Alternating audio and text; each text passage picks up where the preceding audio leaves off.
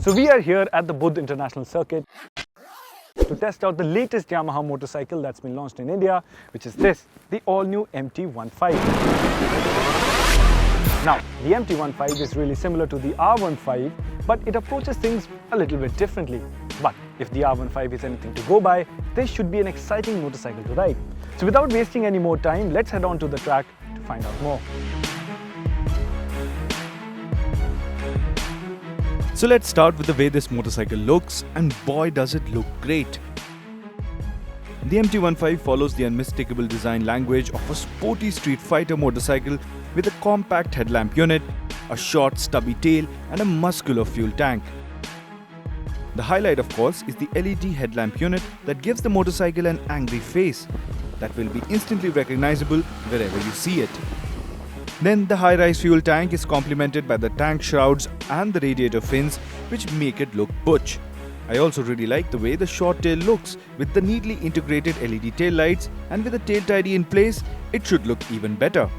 The wheels come with highlights on the rims that look fantastic, but I do miss the contrasting rims that the international model gets, as that would have really hit it out of the park.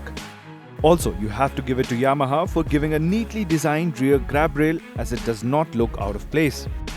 Another thing that we appreciate is the LCD instrument cluster that's easy to read and has decent visibility as well. And now that we have seen the motorcycle up close, it's time to find out how it rides, and on that front, it has borrowed the R15's biggest weapon. Now, one of the things that I really liked in the R15 version 3 was the engine on board that came with variable valve actuation system that made it so much more enjoyable. Now, the same engine has been carried over to the MT-15, but this time around it's in a different state of tune. So what has happened is that it has traded a little bit of top speed for better mid-range acceleration. Oh, and speaking of the Yamaha R15, well, we did test it last year and were left thoroughly impressed with its racetrack potential, but what it lacked was an ABS system.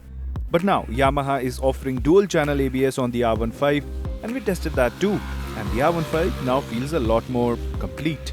And speaking of ABS, well, the MT-15 does get it, but it is only a single-channel ABS system. And also, it does not have the option of Metzeler tires that the R15 gets. And there's no sportier exhaust option either for the MT-15. Thankfully, the fantastic 155cc liquid-cooled single-cylinder engine is still there.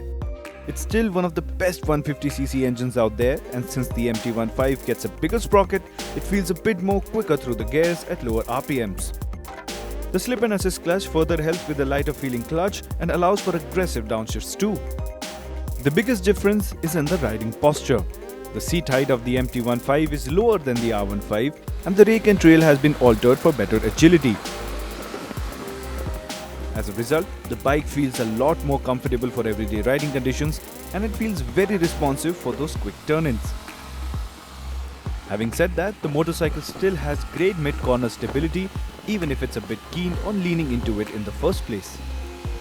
As for the suspension, it felt plush on the smooth surface of the Buddh International Circuit, but we will have to test it out on the open roads because, let's be honest, most of you out there will ride the MT-15 on city roads and highways, and if the first impressions are anything to go by, it is definitely an exciting motorcycle.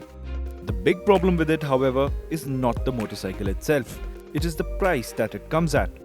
At an ex-showroom price of Rs 1.36 lakh, it is not aggressively priced in any way, and the biggest question you would have to ask yourself is whether to spend 3,000 rupees more and get the dual-channel equipped and full-fed R15 version 3.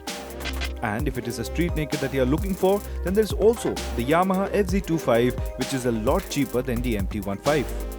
So to sum up my experience with the all-new MT-15, well, I didn't have a lot of time to spend with it, but it was enough to tell me that this is a properly exciting motorcycle to ride. Yes, I'm not too sure about the kind of pricing that this one is coming at, so if budget is not a problem for you and you want a motorcycle with a bit of sportiness in it, then this one is actually a good buy.